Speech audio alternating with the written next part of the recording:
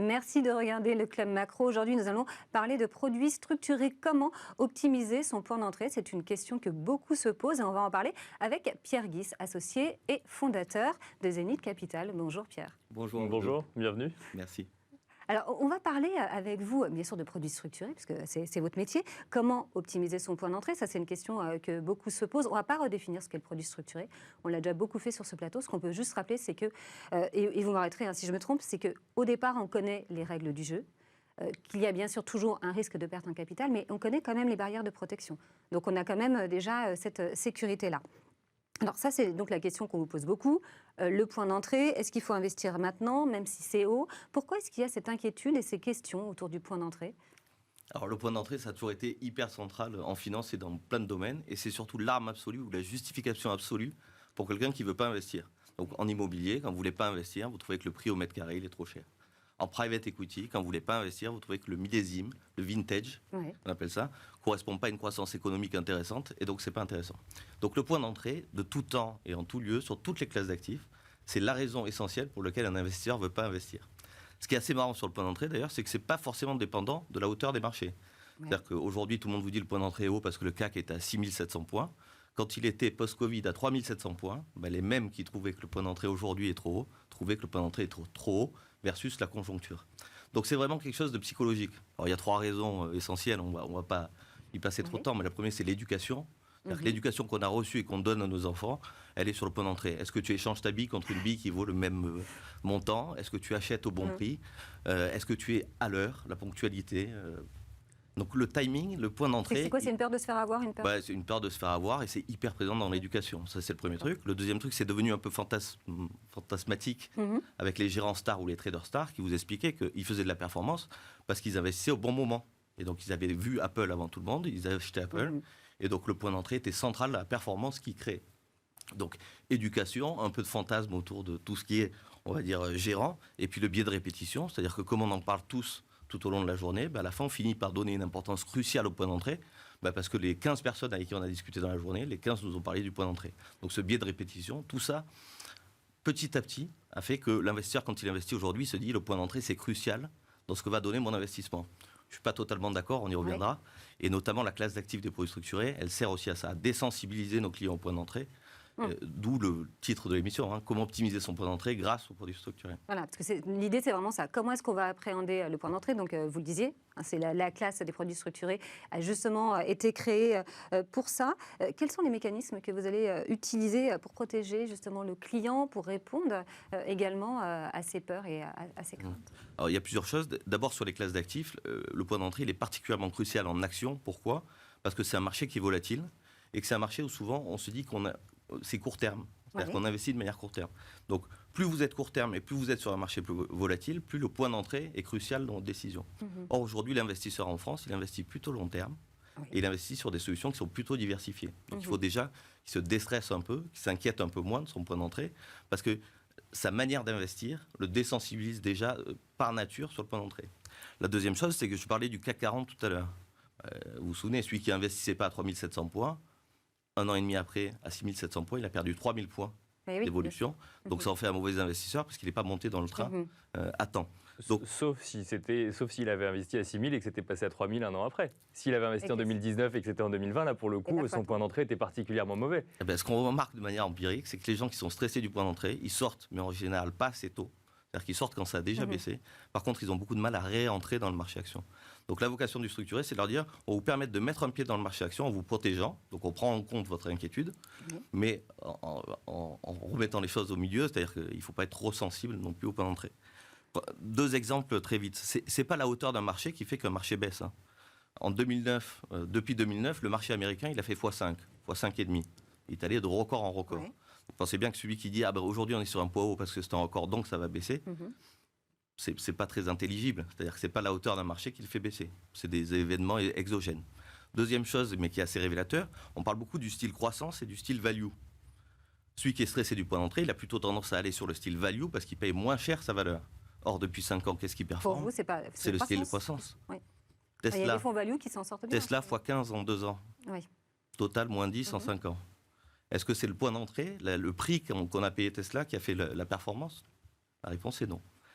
Ceci étant, après, il y a des choses en structuré qui sont plus techniques et on va accompagner ce point d'entrée-là. Il y a différentes manières de le faire. La première chose sur le point d'entrée, c'est que vous avez des clients qui sont averses au risque.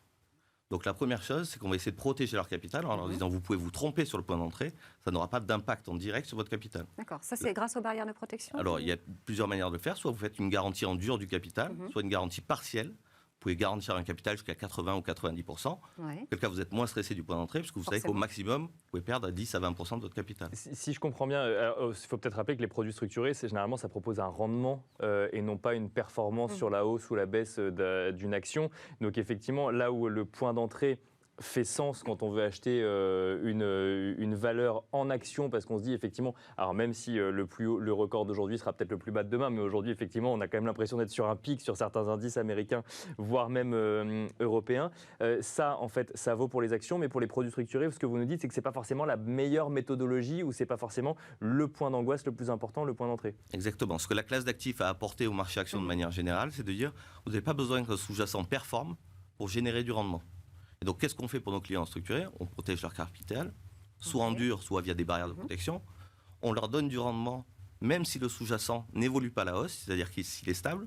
Aujourd'hui, on est même capable de... C'est sous forme de coupon? Oui, sous forme de coupon en règle générale. On est même capable de donner du rendement si le sous-jacent est en baisse, ce qu'on appelle les fameux produits Phoenix. Oui. Un Phoenix, qu'est-ce que c'est? C'est la capacité à vous générer du rendement, même si votre sous-jacent a perdu 20-25%. Avec quoi? Des options du coup à la hausse, à la baisse sur du sous-jacent? Exactement. Le structuré, la classe d'actifs, ça a été créé comme ça. C'est via les options d'achat, les fameux calls. C'est la capacité à réserver le droit d'acheter un sous-jacent à un cours qui est connu. Donc vous voyez que sur la formule... On peut jouer la baisse aussi avec les vous pouvez jouer la baisse. C'est pas à mettre entre toutes les mains. Moi j'ai connu des clients qui ont joué la baisse sur Tesla, on en parlait tout à l'heure. Voilà. Ils ont eu le nez creux. C'est ça. Non mais compte tenu de la valorisation, vous pouvez penser que Tesla était très bien valorisé. Et là, vous jouez la baisse sur Tesla. Je le disais, x 15 en 2 ans. Bon, si vous avez joué la baisse, vous n'êtes pas dans le bon sens. L'autre chose sur le point d'entrée en structuré, c'est que vous pouvez choisir votre point d'entrée. C'est-à-dire que vous pouvez très bien dire, je vais rentrer sur une action ou sur un indice, mais mon niveau de référence sera le niveau le plus bas d'une certaine période. Donc nous, pour certains clients qui sont inquiets de ce point d'entrée-là, on va leur dire, vous achetez Total aujourd'hui, mais votre point d'entrée, le niveau de référence, ça sera le niveau le plus bas de Total sur 2 ou 3 dates à un mois d'intervalle. Celui qui a fait ça sur Total il y a un mois, il a déjà gagné 10% de niveau de référence. Ça veut dire qu'on définit aujourd'hui que ce sera le plus bas entre aujourd'hui et un mois, mais je ne le connais pas. Il faut que je donne un montant ou c'est juste que vous allez acheter tous les jours et puis vous allez choisir le niveau le plus bas et ça c'est pour celui qui s'est positionné dessus? Non, c'est la fameuse optionnalité que permettent les produits structurés, c'est-à-dire que par formule, on va réussir à acheter une option qui va vous permettre de rentrer sur le niveau le plus bas, entre une date, 2 dates, 3 dates, 6 dates si vous voulez, sur plus long terme. On peut le faire avec un niveau de référence minimum, le niveau le plus bas, on peut aussi le faire sur un niveau de référence moyen. Et là, on retrouve un peu la sémantique de l'investissement programmé en assurance vie. C'est-à-dire que vous allez rentrer sur Total, je garde Total, mais on pourra en citer plein d'autres, à un niveau qui sera représentatif d'une période, parce que votre niveau de référence sera la moyenne des niveaux qu'on aura constatés. Donc vous voyez qu'en structuré, que ce soit sur la partie protection du capital ou que ce soit sur le point d'entrée en tant que tel, vous avez plein de manières de corriger un peu ce point d'entrée que vous trouvez potentiellement relativement haut. Sur les formules, on l'a dit, on a parlé du Phoenix qui détache du coupon en cas de baisse. Mais sur les Athéna, qu'est-ce qu'on fait? On rémunère le temps d'attente. Le stress. D'accord, Athéna, c'est le temps d'attente. C'est rémunérer le temps d'attente. Oui, c'est le fameux coupon mémoire. Le coupon mémoire. On a tous entendu parler. Pourquoi? Parce qu'un investisseur français, quand il a investi en actions, on a tous eu parfois la même expérience. Vous investissez à une date, le marché baisse, vous stressez.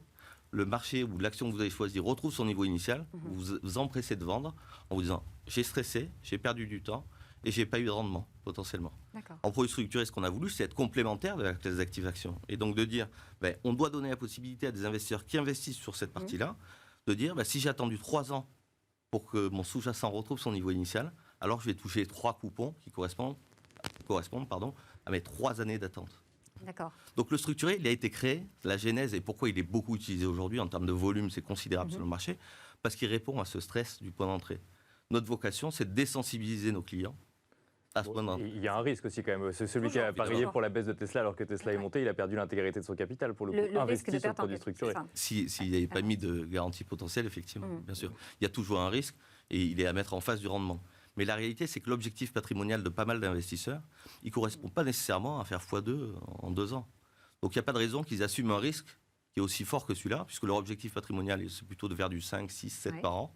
Combien vous avez fait ces Zénith Capital en rendement là sur les... En rendement moyen depuis notre création, on est à plus de 7%. Donc ça, c'est quand même une bonne chose pour nos clients en particulier, puisque c'est eux qui investissent et donc le rendement est pour eux. Merci beaucoup, Pierre, d'avoir été avec nous. Je rappelle que vous êtes associé cofondateur de Zénith Capital. Nous, on se retrouve tout de suite pour le Club Action.